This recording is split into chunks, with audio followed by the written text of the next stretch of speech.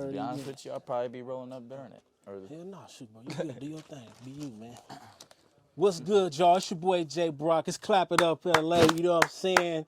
I'm right here with the homie DJ Collab representing the OHIO, if you didn't know. You know what I'm saying? He is a multiple sport athlete who has won MVPs and Outstanding Hustle Awards. He is a DJ, an executive producer, an event coordinator, and a partner of 100 Summers and Use Let's It. go. He is a Navy veteran, been to over 20 countries, and does MMA, so you know he got them hands. Be careful trying to run up on him. You know what I'm saying? I'm a quiet man. I stick to myself. Now he is going on 2 years from a one-way ticket chasing his dreams and passions.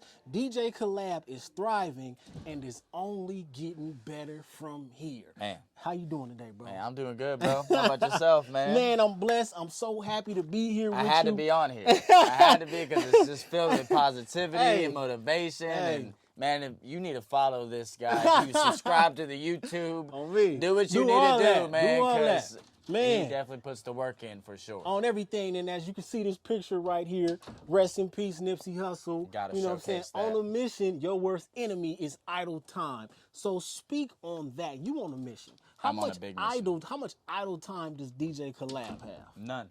None. I don't have no idle time because at the end of the day, when I first came out here, I came out here during the pandemic. So it was Corona everywhere. Everything was shut down. So I had to make my opportunity. You had to create it. So, you know, I just figured I was a DJ. I lived in a content house with like 14 other people. In Tarzana, Yeah, see, he do his damn homework, hey, man. All this is written down. Man, we gonna go over it. He do his shit, man. I have to show my respect, bro. I gotta show my respect. All of it is written down. Let's get it. When I lived there, they never really had like a party or something. It wasn't that type of crowd, you know. They were like producers and models and actors and stuff like that. But I lived in a bunk bed, you know, paid like $600 a month. I was like, it is what it is. I was grateful just being out here, you know. So whenever I came out here, I was like, let's have an event. Fuck it. You know, because I used to have events back in Ohio. So whenever I came out here, I was like, let's do something. So I made a Snapchat filter for the night. I made an Instagram filter for the night, the flyer, the whole thing. Turned out amazing. You know, it was no drama, nothing like that. And there was overall good vibe. And then they were like, we want more of that. You know? So whenever I saw that, I was like, well, I may have something here. So I moved from that content house to maybe like a private venue. You know, then when I had the private venue, that's when it really blew up. I mean, well, that's how it goes. It's levels to it. But before we get into that, because trust and believe me, we're about to get into that. We're going to get deep in all that. We got to talk about the OHIO. Man, you know what I'm saying? Columbus, Ohio represent, man. Columbus, Stand up. Ohio. West Side, Hilltop. Let's go, man. Hey, so like I said, he's an athlete, multiple Hustle Awards, MVP Awards. At 5 years old, you were playing baseball, basketball, and football. Now, your father is actually an athlete himself. He played basketball for Delaware Hayes High School. He did. And he was all OCC. You credit your father with a lot of your success in sports because you said he was the person that was in your ear. Now, did you ever get to watch film on your father? I saw one basketball picture of him, you know, just doing a move. You know, but it was in the newspaper, and he still has that newspaper to this day, which I would too. I mean, it's big to make it a newspaper. Hell You in the newspaper too? Yes. Out in on Hong Kong on the Chinese newspaper, people asking for the autograph. My dad got that too. So he's just a big, you know, he moved from his house, but he's a big old hoarder whenever it comes to like having those memories. But I ain't gonna take that away from him. But he is a big part of my overall mental because he installed that drive in me, that work ethic at an early age. You know, he was the one that, you hit this bar, well, time to hit this bar. That's it, you know, trying to really see what you can be yourself potential wise. You know, was he fairly critical or was he like always supportive and congratulating? Early on, there's a lot of constructive criticism, but I was a kid, so I didn't really know, you know, how to take that. You know, sometimes I took it to the point of like, no, it's cool, Dad, I'm cool, or I gotta walk away from you, I'm getting mad, you know, something like that. But at the end of the day, now that I got older and now I'm 28 years old, I'm just like, he was right. You know, that's the type of stuff I want to be able to instill in my son or in my daughter that I have in the future. So a lot of the time that's how it is, though. Like, we may not understand our parents in the beginning. Yeah. When we get older, we really realize, like, dang, they wasn't tripping. really a wake-up call. Yeah, And, facts, and he facts, comes facts, out facts. today, like, Yeah. even when I go visit home, he's like, son, I told you. Yeah. I told you life would be this or life would be that. Now I'm out here for almost 3 years. I'm like, life is that, bro. On the you know? grind, On bro. the grind, every day. And the thing is, you come Every from day. a background of parents, you said, were comfortable with 9 to 5s. You know They what were I'm saying? comfortable. Yeah, and see, it's nothing wrong with a 9 to 5. Don't get it wrong. But it's like, you have to not for take this everybody. risk. Yeah, you have to take this risk in order to get away from that. And I feel like a lot of people are afraid to take that risk. It's all a part of the process, though. You got to Everybody- trust the yeah, process. Exactly. Because Trust the process, right. I worked plenty of 9 to 5s. Yeah. Like before I moved here, Yeah. I worked with Spectrum. Yeah. Before then, I was a sales manager, Waterproofing assistant manager company. for a waterproofing Yeah. company. And then Yeah. before then, I was with AT&T. There's just so many other aspects of it to where I had to trust the process, to where I DJ'd on the side, made my little money, and then when I visited out here, I saw the true opportunity. Right. Fact, This is fact, the fact. entertainment city, Yeah. you know? So when I came out here, I was like, you know what? This makes sense for me because the lifestyle, the pace, because it's a lot slower pace back home. It's a very family-oriented city. There's been a lot of issues with homicide and a lot of things back there that you know the community's been trying to handle with. But you know, Columbus is, if you're from Columbus or you know about Columbus, it's not the best part when it comes to like crime and such. Okay. You know, just like a Chicago or something like that. But you know, I'm proud to be there. I'm proud to be from there because of the people. There's a lot of genuine and honest and respectful people there, and loyal. You know, that I've actually been blessed to meet, or else I wouldn't be out here.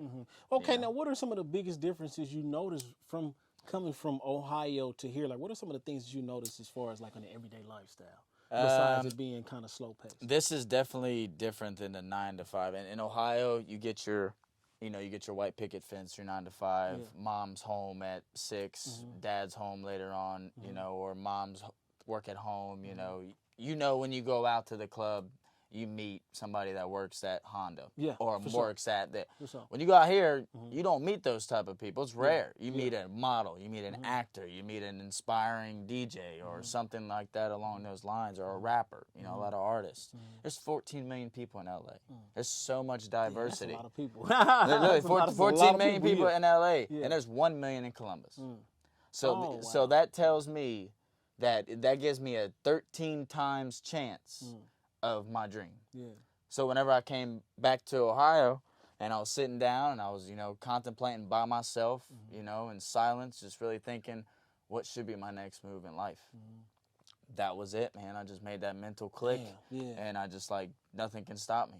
You know, that I can make whatever I can make out of anything I can do, you know? That's deep. That's deep that you say that, man. And, I mean, you got to understand, this dude's coming from a totally different atmosphere, a totally different city, state, and he's out here and he's never doing visited, his thing. visit and see where I come from, see what type of lifestyle I came, because a lot of these people that are from LA, you know, they may see the bad side of it, but there's a lot of positive. It's just whatever perspective of life you see it, you know, because I try to see the best out of everyone, no matter, even though there's a lot of fake love and fake smiles in this area. LA's like one big ass cafeteria. A cafeteria. It's like a lunchroom cafeteria. You got your own little cliques, own little tables. You know, these people hang out with the jocks. These people, you know what I'm saying? So when it comes to that, you just got to be yourself and let whatever table come to you, or create your own Makes table. Makes sense. You know, I came out here by myself, bought a one-way, sold my car, sold my clothes, and made something shake just by working hard. In a year and a half. And keeping positive. Yeah. Because there's been a lot of downfall. I've had my equipment stolen. facts. I've had a camera A7X or A7 III stolen. You know, speakers, controllers, thousands of dollars. But I didn't let it faze me. You know, I tried to hustle it back up, get to these events, handle it how I need to handle it if I got to rent something. But I made it shake to where now I have all of my equipment back. You know, and that makes me feel like I've leveled. You know, I leveled up. That's the part, you know, that's the scary part of the process. And shouting out to Nip again. Nip talked about how he had everything in his studio taken. You know what I'm saying? And then he kind of had to just start all over. So, I mean, listening to your perspective of LA, you know what I'm saying? You have a different perspective of LA. Like, to where it made me look at myself like, damn, you doing it bigger than you actually giving yourself credit for. The I'm things humble, that, man. yeah, the things that you say. Okay, now, think about the music, I guess, the industry in Ohio. If there's like a place, There is shout out to Quandot, shout out to Bankroll, shout out to King Shad, you know, shout out to Yali, I mean Trippy Red, I mean MGK. There's a lot of Ohio that, you know, can really provide it. It's just how they provide it. They only see what's out there. Okay. You know, a lot of like if you're gonna bring in to the Columbus music industry or overall Ohio, they don't see a lot of people from Ohio, even though there's signs out here saying move to Ohio and all this and all that. A lot of people out in the music industry back there don't take the risk of coming out here because they don't want to fail. Okay. Because they reach a certain standard back home, they reach a certain clout, they reach a certain number, and they get comfortable. And you have to get comfortable being uncomfortable. Facts. Because if you want to elevate in life and anything you do, you got to be able to see that perspective of life. Okay, I was the DJ back in Columbus, consistent, you know, knew the promoters, knew the top DJs in the venues, and now I was like, I'm getting too comfortable. I feel like I can do more. You know, I feel like I can offer more. I can be in bigger venue. I can be bigger some way, some shape. I always thought that. So when I took this risk and now I see the perspective 2.5 years later, I'm trying to tell people back home, like, listen, this is where you need to put all your energy or something along those lines. If it don't got to be LA, it can be Texas or, you know, expand your mind, you know, because when you leave Ohio, you see a whole nother perspective. Facts, yeah. Versus just the Midwest, you know what I'm saying? When I bring up Ohio out here, they think of corn. They think of farmland. Really? They think of, literally, That's crazy, bro. If you're not from Ohio, literally, I bring out the people. They bring up farmland, a lot of land, which there is, but there is a lot of city. There is a lot of opportunity. You know, it's just not on a broader scale than out here in LA. You know, but out here, it's bottom or top. There is no middle. Yeah, you know, it's just crazy. you're either fighting for the top or you're at the bottom trying to get to the top. Right. That's why I see perspective of life every day as I walk out my door, bro. I see homeless tents and all this other stuff. Now, you spoke about talking to a lot of homeless Oh, yeah, people. I'm very big on that. I'm very big on seeing different perspectives of life, not only because I'm a veteran, and I see a lot of homeless veterans out here with their signs and such, but just overall, just by how my grandmother raised me. You know, my grandma was my biggest, that's my heart, you know, her and my grandfather. It's my grandfather's birthday today. Oh, So, wow. Happy rest birthday. in Rest in peace, peace, Grandpops. Yeah. he passed away in 2003, but them two really took a hold of me when I was early on. You know, my grandpa catered to her for everything. You know, she didn't have a license. She never had a license. She never had nothing. He catered. He took care of everything. He was in the Army. Like, he took care. He's a real man. So when I saw that loyalty and I saw that respect and I saw how much of a pedestal he was in my family, and when he passed, you know, there was some things that was just dwindling down, which every family has their issues, you know. But I made it my mission to be that pedestal, you know, because I saw it in him. I saw how he how he treated my grandmother, and how I treat her to this day. Like, she's my queen, man. She's my fucking screensaver, you know. That's my everyday wake up. So when I see these homeless people, I'd be like, what would my grandmother do? My grandmother would get him something to drink real quick, get him something to eat, you know. Like, if they ask for money, I'm like, okay, what's it for? Because I want to learn about you. I'm not just here to throw you money and just shove you off the shoulder like everybody else out here. I'm not from here, bro. Why are you in this position? Why should I give you $5, $10, bro? What are you gonna do? Because in Columbus, there's a lot of areas, especially where I'm from in the West Side, where if I give somebody, a homeless man, $5, $10, it's going to the next rock. Yeah, facts. And I think a lot of us think about that too. Yeah, a lot of this, and that's what deters away from helping homeless, because of their first opinion. But if you really sit down, I challenge y'all. Everybody watches this. Sit down with one homeless person and really learn their story. If you got a homeless person that you see every day, or like you just see him there, you don't really talk to him, sit down with him, learn his story, because you could be amazed about how these people, because I've met actors that couldn't make it. I've met a male model that couldn't make it, and he just gave up. He just swallowed them. And some people are actually, that's all they know is being homeless, right?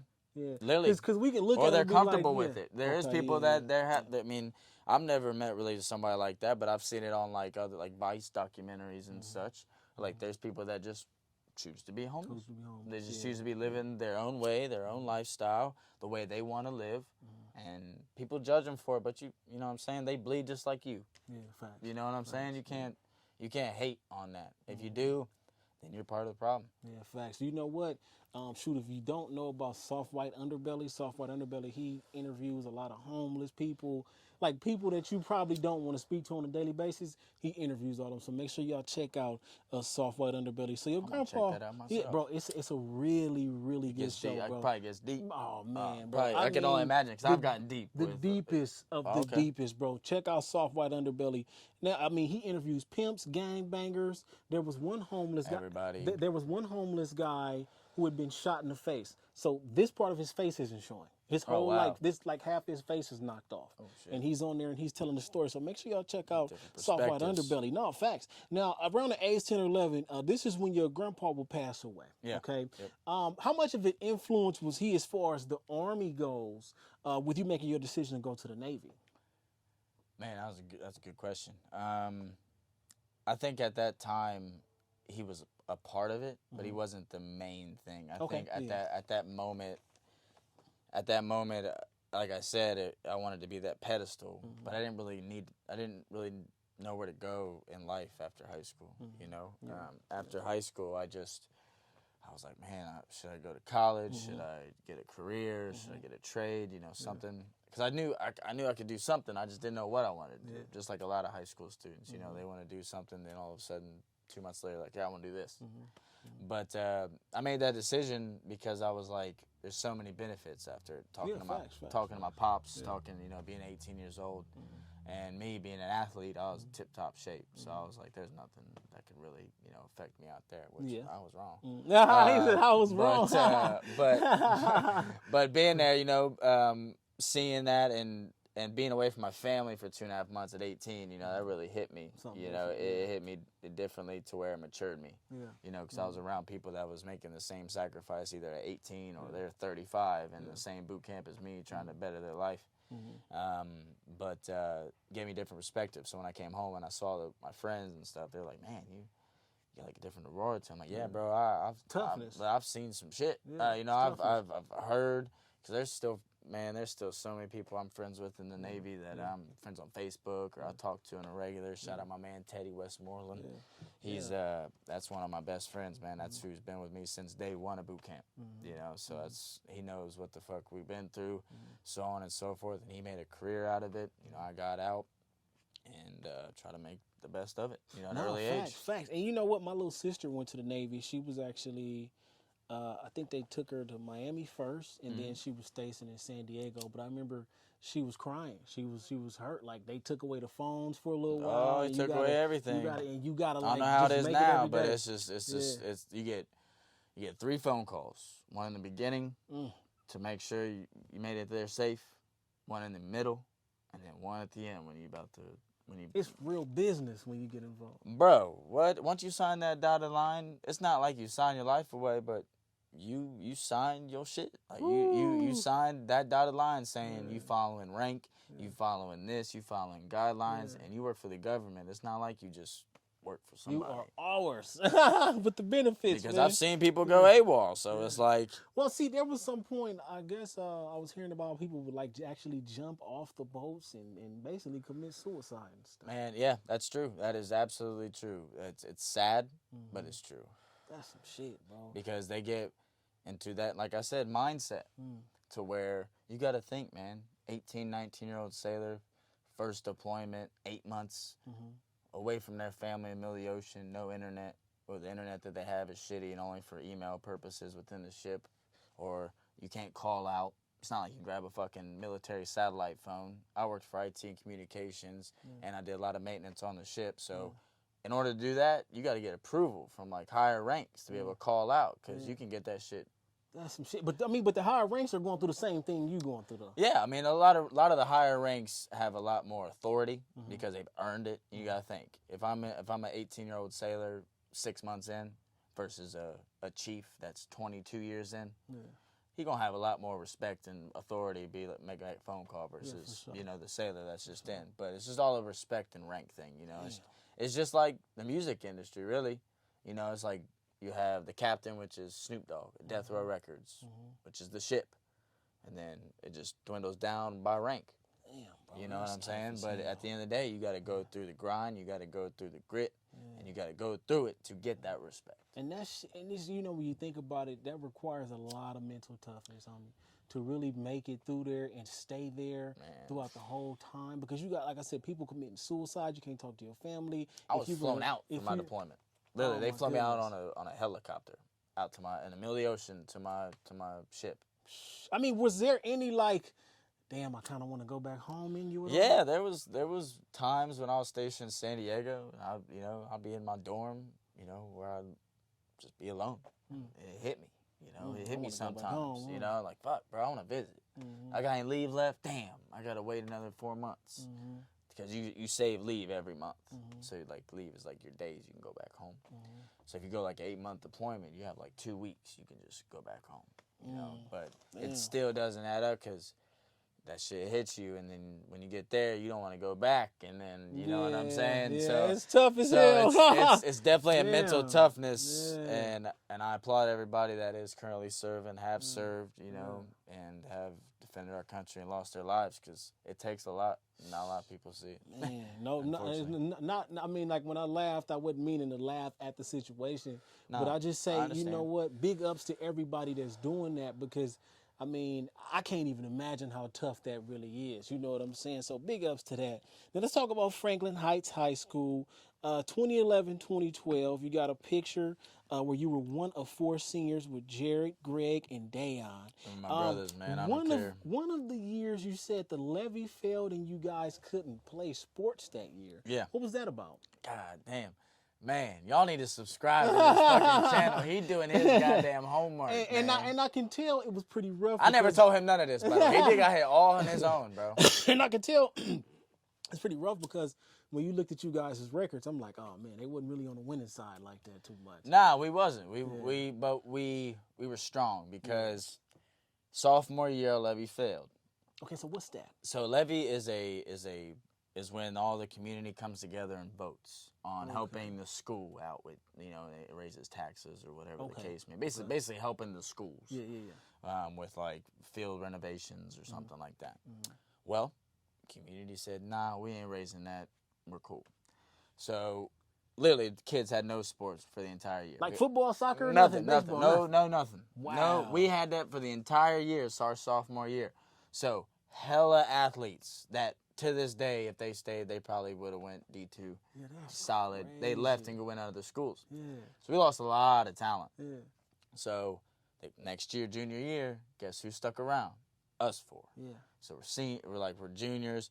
We're getting into shit. We're trying to stick around and stay on varsity, trying to get our stripes. And then senior year, we're the only 4 in the senior class walking. Damn, but our coach at the time, Coach Phillips, he really applauded us for sticking around. He was like, that really shows, because a lot of the other people, because we were 4 guards. Jared was the point, Greg was a point guard or shooting guard or whatever, or 3, and then we had Dayon and me as shooting guard and could take the point. So y'all had y'all played. We all play guard. We had no bigs. Oh my gosh! So we did a lot of spread. We did a lot of spread with one big down the middle. Spread out, dribble, drive.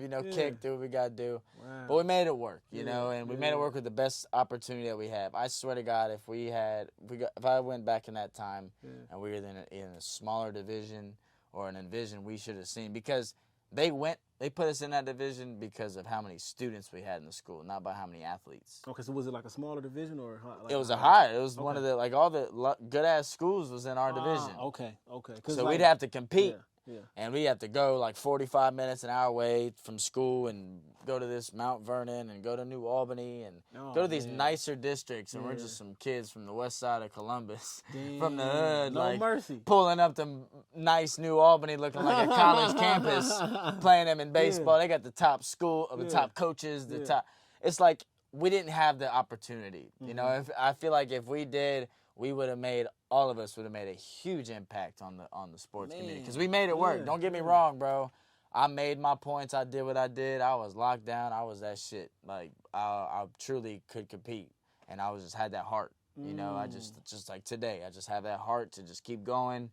I'm gonna not give up. You know, whenever I saw you, I was on your ass. Yeah. I'm gonna get that ball some way, shape, form. You know, Yeah. so it's like that's like the type of mentality I have to this day. So shout out them bros, man. Yeah. Man, shout Jared, out to y'all. Dayon, Greg, my guys, bro. I love y'all, bro. Yeah, man, The memories for days, man. That's really what it takes. A lot of memories for days with those that's guys. That's really what it takes with that, because in sports you have to have a certain amount of mental toughness to succeed or even play a sport in the first place, man. So shout out to y'all. Not a lot of kids are coachable, especially nowadays. Facts. The attitudes. I can't.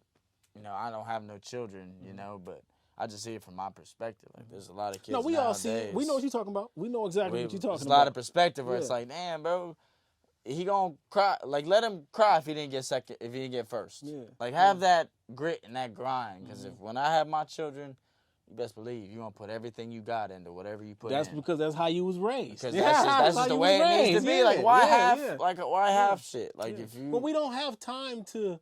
You know, this world isn't a soft place. You're going to have to toughen up in this world.